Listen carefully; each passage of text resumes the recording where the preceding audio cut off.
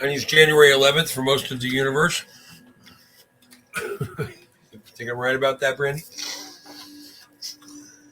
Yes, I got 5 minutes to go. And then it'll be 111. Are How you you like saying that? it's just the one? Yeah. So It's gonna one one be. one. 111's a specific geometry number, but we'll rabbit hole before we can even get to what's in front of us on this screen. If we do that, we'll do that. We'll do that later today or tomorrow, whatever. All right. Actually, it's not a bad idea. Okay, so we did a little ditty earlier yesterday, where we got in a little. Here's a bunch of pictures we ran across from the World's Fair, actually the Columbian exhibition in Chicago in 1893. I think that should be up by the time this is getting aired. We're on Twitch. So Randy asked me a question, said, well, how many of those were there? Quite a I'm few was the nosy. answer. Note that most of the great exhibitions and amusement parks were only erected, open in less than 1 year at many sites. They were burned by fires, many immediately thereafter, sometimes by design, sometimes by accident. There were over 75 world exhibitions before 1870. We're going to look at that list in a minute.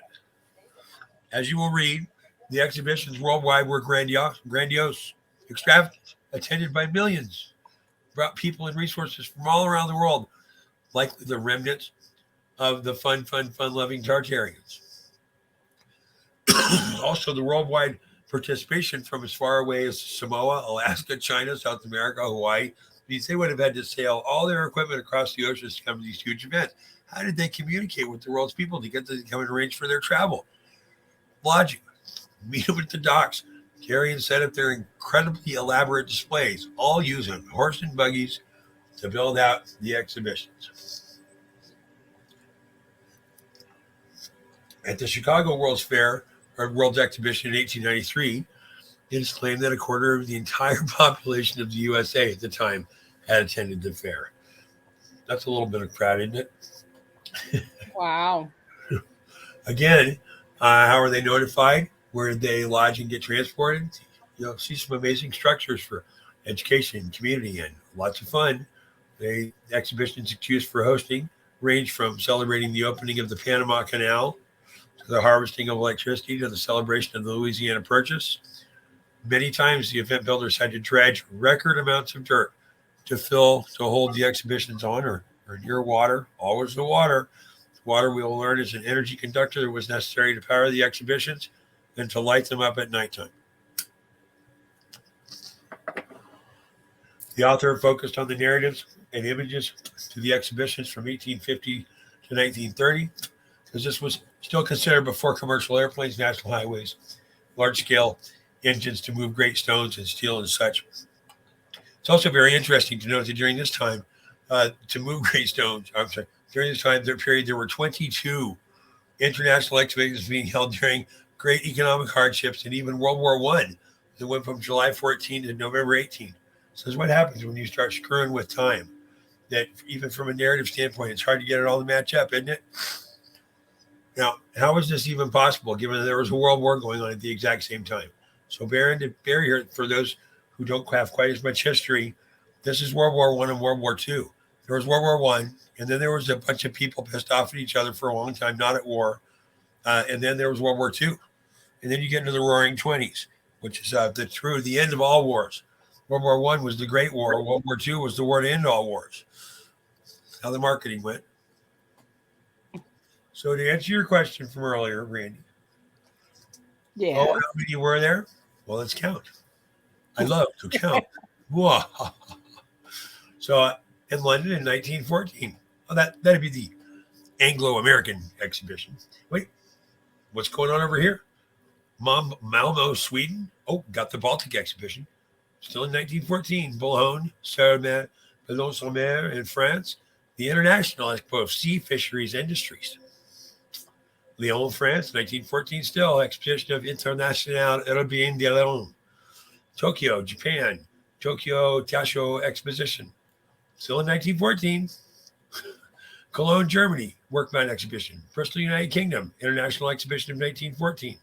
Nottingham, United Kingdom, Universal Exhibition. Wait, weren't we just in Bristol? Man, that's a road show.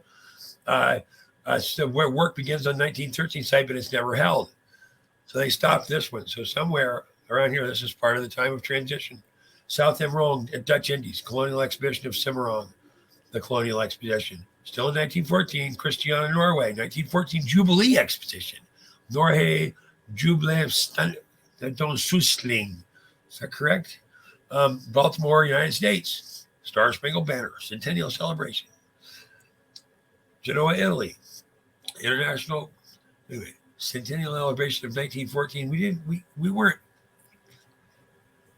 That's 1814. Would that be right? That would be 100 years from 1814 to 1914. Is that sound right? That's not a year that we were supposed to have been a centennial. Why would a Star Spangled Banner? So they're saying we don't get a flag, a band. Sorry, I'm not going to go there. I need to make a note about that. Genoa, Italy, 1914, International Marine and Maritime Hygiene. Wear a mask. 1915, Casablanca, Morocco. The Fair of 1915, aptly named since it in fact is in 1915. Looks like the first one. Oh, wait, San Francisco, 1915. The Panama Pacific International Exposition Palace of Fine Arts. Panama City, Panama. Exposición Nacional de Panama, 1915. Richmond, U.S. Negro Historical and Industrial Exposition. Oh, this is the erasing of all the Black Americans, I bet. Chicago, U.S. Lincoln Jubilee Exposition, 1915. San Diego. Man, the traveling show was in the U.S. for a while. Panama, California Exposition. Then we get into Wellington, New Zealand, British Commercial and Industrial in 1916. 1918, they slow down. New York, Bronx International Expo of Science in 1918. I bet you we can find some shit about that. 1918, Los Angeles, Liberty Fair. This is the erasing of Califia, I am sure. Okay. There's also a great economic crisis and hardship during the time of the World Expositions. In the panic of 1857, there's a recession with bank failures. What are we doing up here then? 1857, they still have them then? The panic of 1806 was an international financial turndown that accompanied the failure of Over and Gurney and Company in London. That was a large insurer. This is the last of the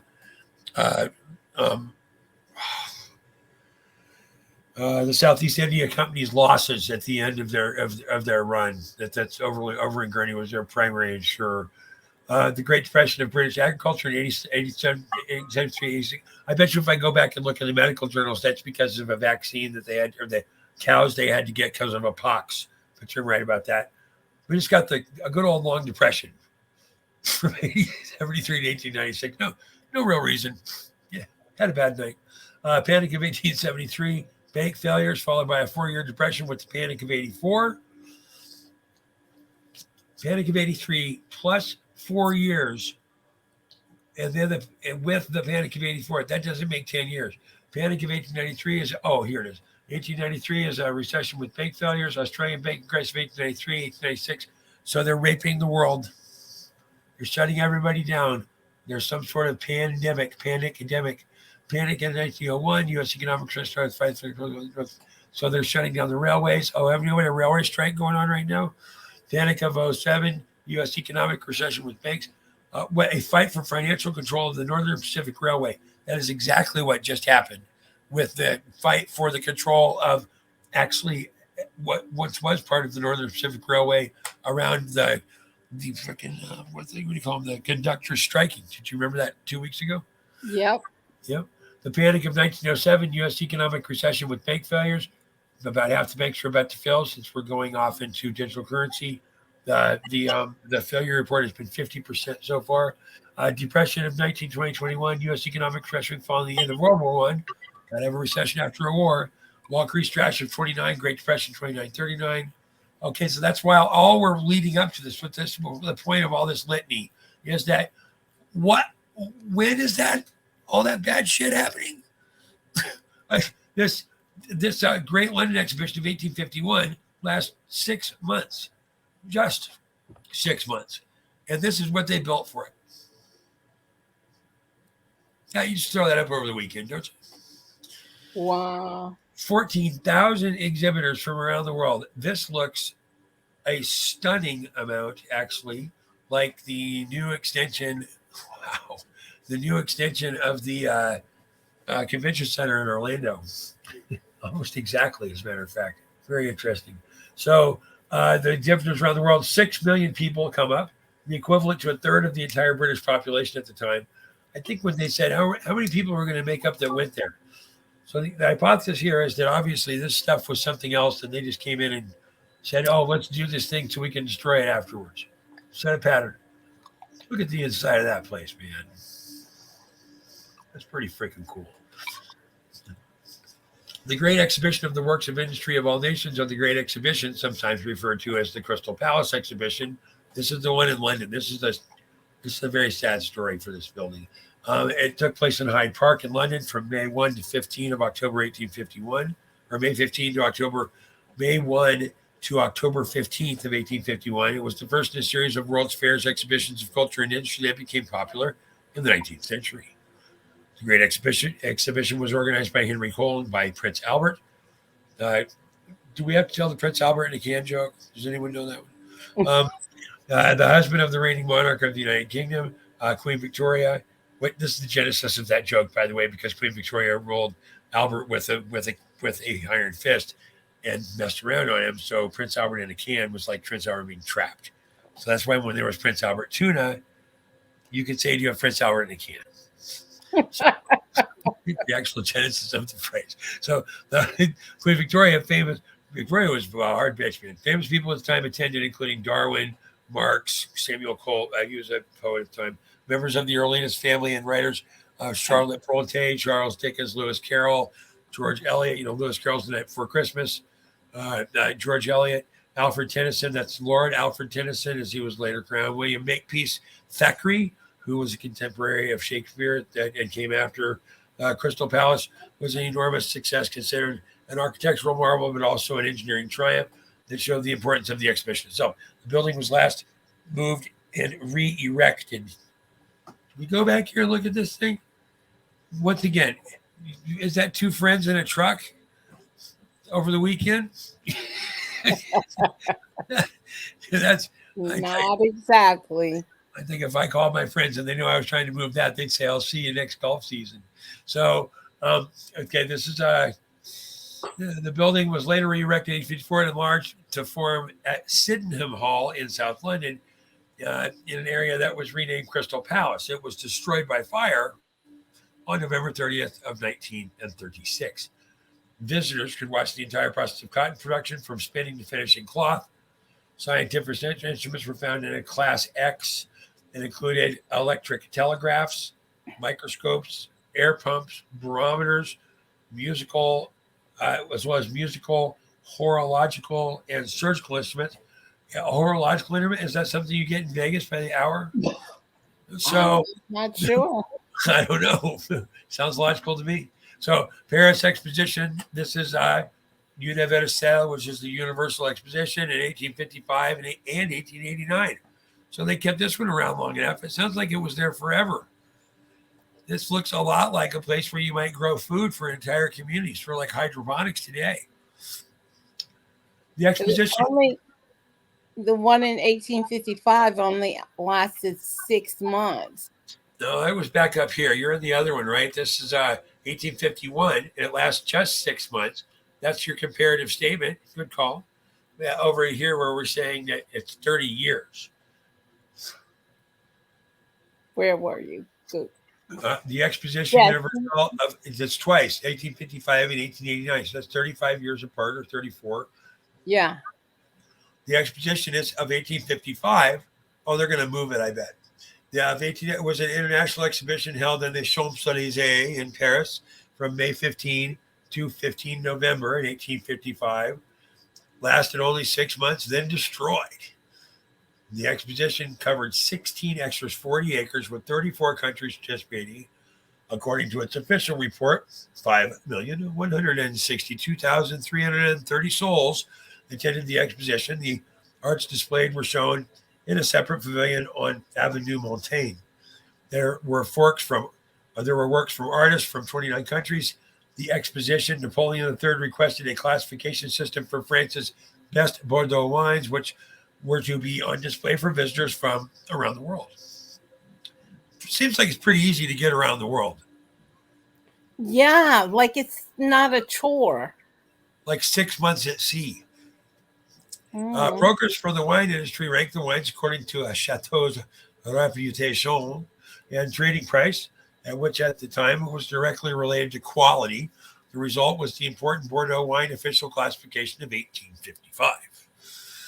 The Universal Exposition of 1889 was the world's fair held in Paris, France, May 6 to October 3-1 of 1889, lasting only 6 months. They keep pointing this out, but they never show one that lasts longer. It was the fourth of 8 expositions held in the city between 55 and 37, the fourth of 8. We thought our list was long. It attracted more than 32 million visitors. The most famous structure created for the exposition is still remaining is the Eiffel Tower. You called that earlier. One important goal of the exposition was to present the latest in science and technology. Thomas Edison visited the exposition to visit a pavilion devoted to his recent inventions, including an improved phonograph with clear sound. That's the new iPhone. It's the what's the music thing? Damn it. The Walkman was the first version, but I'm going to date myself. So another new tech that was promoted at the expo was the safety elevator, developed by a new American company, Otis Elevator. If you've been in a city recently, you've been in an Otis elevator anywhere in the nation. Otis built the elevators carrying passengers up on the legs of the Eiffel Tower to the first level. When journalists expressed concern about the safety of the elevators, Otis techs filled one elevator with 3,000 kilograms of lead, stimulating passengers, and then, with journalists from around the world watching, cut the cable with an axe. The elevator's fall was halted 10 feet above the ground by the Otis safety brakes. There were pavilions, especially. So let me get this straight. You got an elevator, and your proof is to show the brakes work. And then they put in another cable. How do you know that cable is as strong as the other one? just saying. Not to mention, this little story was inserted in a movie. That's 20 theme park rides. That's the Tower of Terror. That's the elevator drop with the fall stop. That's the Tower of Terror at Universal, and it's the Elevator of Doom or something. It did, yeah. Yeah, the bad guys now they have no ideas. I'm sorry. I interrupted your rant, Brandy. The Otis elevator was mentioned in Leopold and Kate and Leopold when she's supposed to go back in time travel. Yeah. They mentioned Otis as being part of the elevator invention. I wonder what Otis is an acronym for seeing it across century. but while you're riding in an Otis, that could be a complicit. That could be you saying, well, I agree with Otis. And Otis means, cut off your pinky toe and eat it or some crap. Okay. So the journalists watching around the world, blah, blah, blah. We cut through there. Stops at the bottom. The pavilions were especially devoted to the telephone and to electricity and other devoted maritime navigation. Another, the Palais de Guerre, or de Gour, or Palace of War. Yeah, de Gour, Palace of War, to developments in military technology such as naval artillery. Yeah, we can't blow these things up later next to the water if we don't have any good naval artillery. Look at this. We saw some of this earlier, right? This has got to be Paris in 86, I would guess. Man, water, domes, metal, big gold stuff, massive display of white stone, emanation stone. Yeah, especially on that right-hand picture. Yeah, oh, yeah.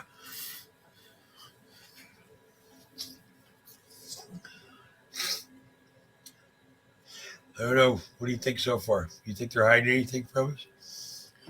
Free energy. It's going to be shocking. when everyone finds out. That it will. That it will. You see what I did there? Shocking. Okay. the, the Brussels International Expo of 1897 was a World's Fair held in Brussels. I guess that's why it's Brussels World International Expo. 1897 through November 1897, lasting just 7 months. We gained a month. There were 27 participating countries. Once again, it's easy to get stuff all the way around the world. These things are 40 acres.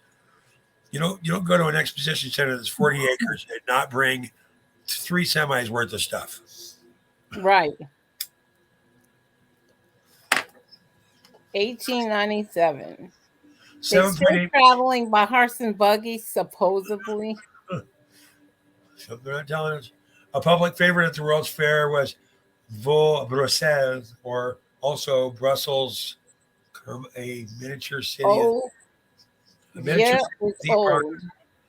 Around 1830, somewhat foreshadowing the main street at Disneyland.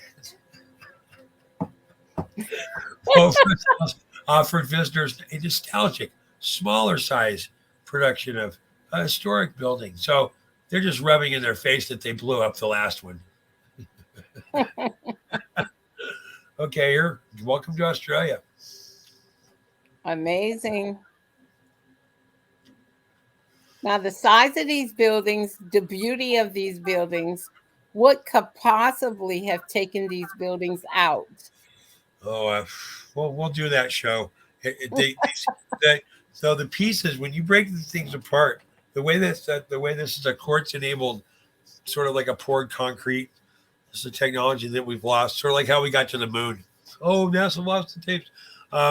So it gets harder as it gets older. That's why it's earthquake proof. This is an adhesion event. Look at the one in the lower right-hand corner there. First of all, look at the size of the place. Yeah. So if you're going to affect frequency change in medium in an engaged environment with the air of a certain viscosity, so to speak, how much liquid is in the air. Remember, it's all about the water, right? So we're water, frequency water. We've been doing cymatics demonstrations for 3 days.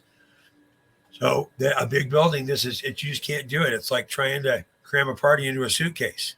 You're just, it's not going to happen.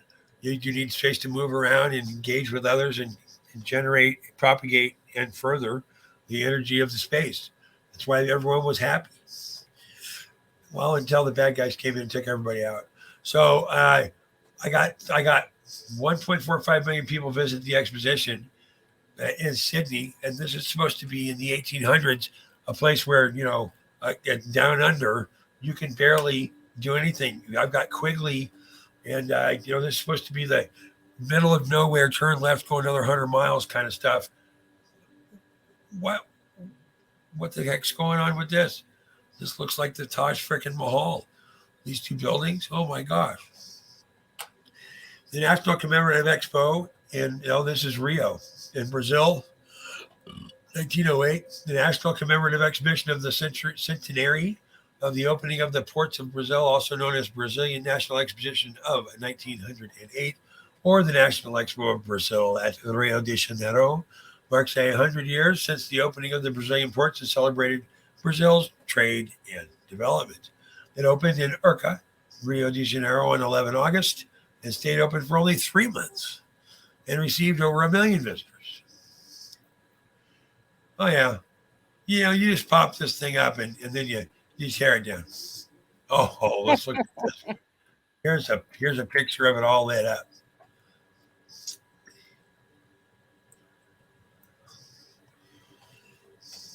Wow. Look at that. That's pretty freaking cool. It's beautiful. Look at the emanations of light. And this not your iPhone would take a much better camera of this, or picture of this with this camera. Wow. Look at the whole thing. This is the white buildings. This is the emanating light.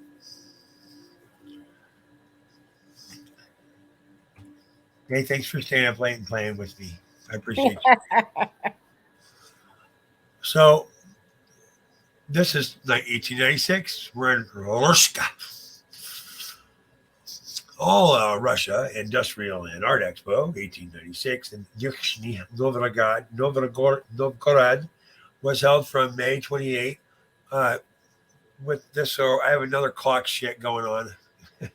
So I have an alternate standard. This is the, can't remember it is. It's national standard or neutral standard. Anyway, there's an alternate calendar here still. Where's my only months rating? The 1896 exhibition was the largest pre-revolutionary exhibition of the Russian Empire. So right after this, Stalin comes in and cleans out. Like we lose like 7 million Russians, or 70 million, or it's a huge number. Pol Pot and Stalin just erased the Tartarian Empire. So the pre-revolutionary exhibition of the Russian Empire was organized with money allotted to Nicholas, Emperor of Russia. The exhibition demonstrated the best achievement of the industrial development in Russia that began in the latter part of the 19th century. So that's why we didn't do anything. They stole everything for all these exhibitions. An early radio receiver, or a thunderstorm register, from 1903 to 1908, or 02 to 07, right through there in the United States, it was illegal to have a radio unless it was produced by one of, really one to start with, which was General Electric manufacturer, and all the other ones had to be turned in, and they were called crystal radios. The crystal set. If you go listen to your great grandmother, I was sassy for the 1700s here. She should know that reference. So the crystal set was the thunderstorm register. It would light up when the thunder came in because that's the ethereal energy. Alexander Stepanovich Popov designs this for the Russian market. The first Russian automobile designed by Yevgeny Yevkalov and Pyotr Fritz. The world's first hyperbolic. Now, and these automobiles would have been run on steam pump engines that are literally a steam pump, like your air compressor for your garage tool, right? The world's first hyperboloid steel tower shell, the Shukov Tower. I bet you that looks a bunch like the Wycliffe Tower. And the world's first steel lattice hanging in arch-like overhead cover shells. So these had suspension roofs in them, is what we're telling us. We don't get a lot of pictures, but man, that looks like it sucks, doesn't it? It's like, wow. Look at this picture over here. Let me get this one to zoom in.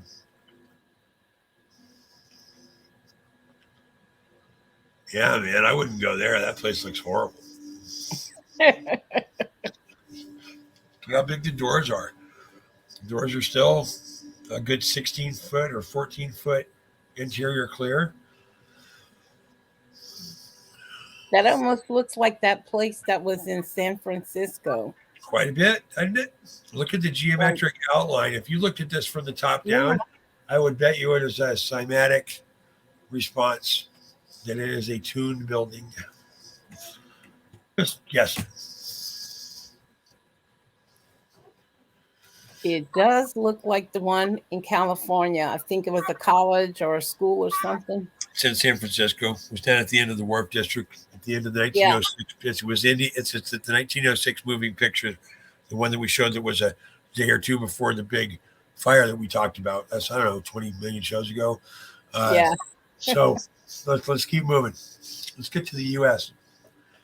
And so the story goes. The first exposition in the U.S. was held in Cincinnati in 1838. It was actually a fair of the Ohio Mechanics Institute, held in the nation's first permanent exhibition hall. Other cities began holding similar expos and building similar exposition halls, some grander than others. All were based on the same principle. They needed to be large and impressive and able to be built quickly. And then there were the international expositions, which generally began with London's famous Crystal Palace in 1851. Its stated plan was to, quote, illustrate British industrial development, close quote. Since other nations were invited to participate, they each hoped to outdo the other. These expositions were so successful that other expos followed in the major cities of Europe. But this, of course, led to the establishment of, quote, world fairs. And then after the success of the industrial expositions in the U.S., the state fairs began as a way to let rural Americans participate, leftover downtrodden Tartarians. So the 1893 Chicago World's Columbus Exhibition, we've done a bunch on this. The state fairs, there was no longer a need for the yearly industrial expos. So they're downgrading, right? They're can't have all this good stuff. Got to make them smaller moving tents. I meant to celebrate the 400th anniversary of the Columbus arrival, which would have been, I thought Columbus got here in 1492. Columbus who Yeah. sails to seas so blue in 1492, and 400 years before 1893 is 1493. Okay, I'll buy that for $1. Okay, so the 1893 Columbian Exposition was better known for its grand vision of the future. It's called the Chicago World's Fair. Its organizers tried to outdo the Paris thing in 89.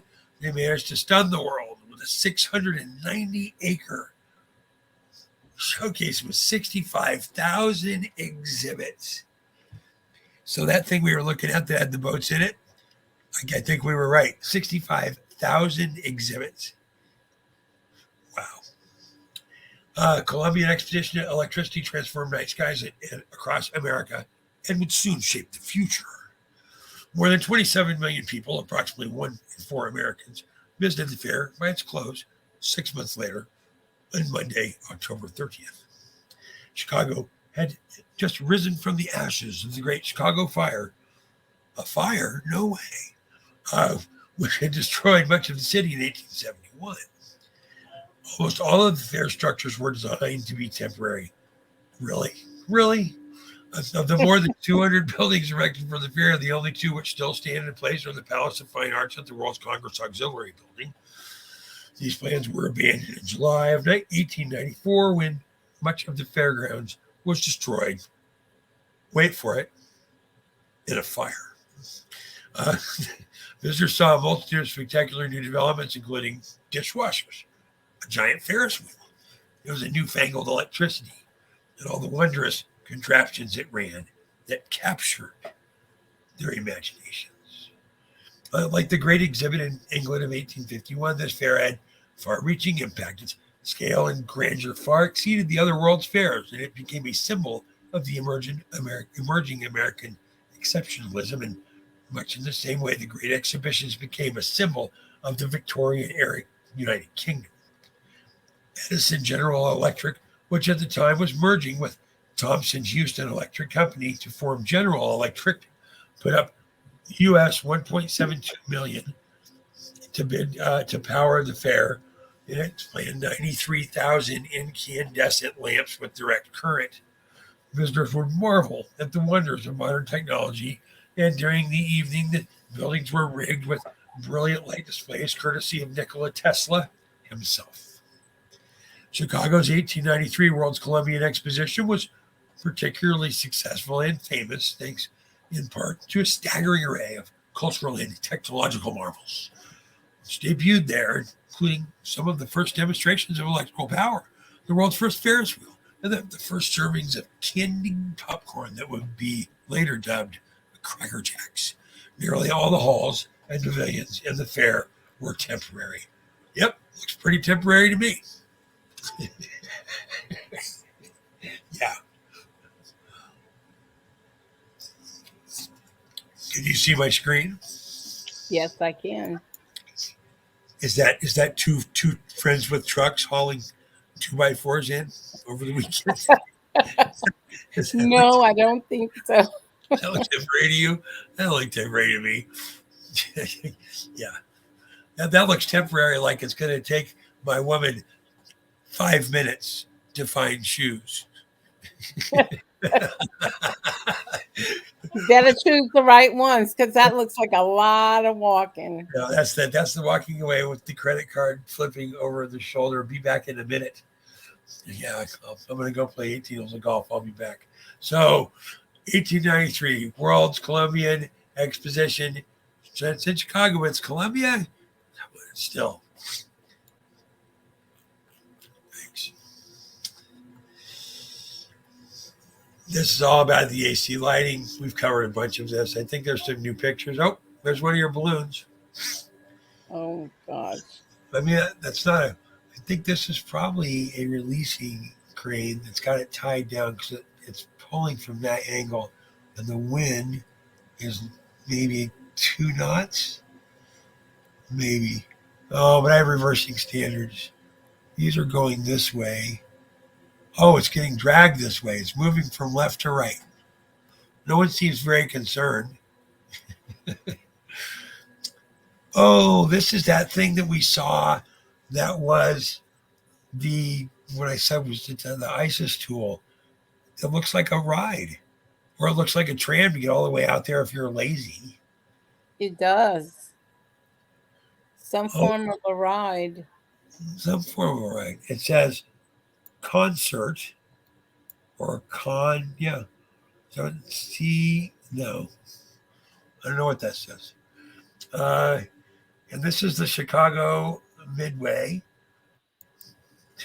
Wow, kept that name, didn't they? And this is a good old-fashioned water slide. Yeah, oh, that's temporary. No way. Put it up over the weekend. We're going to tear it down next week. Wow, it's a pretty impressive building, isn't it? I'm still trying to figure out how this is temporary. Built. Yes.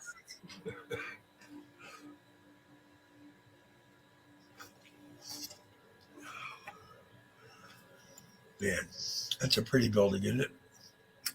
That's gorgeous. Oh, no, it's not. It's temporary.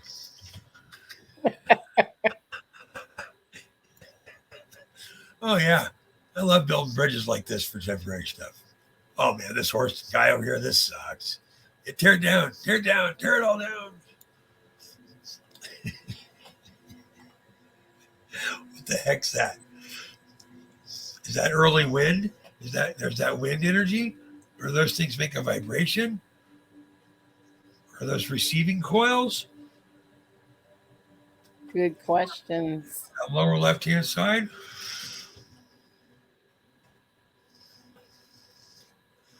Those sort of look like they should spin, don't they?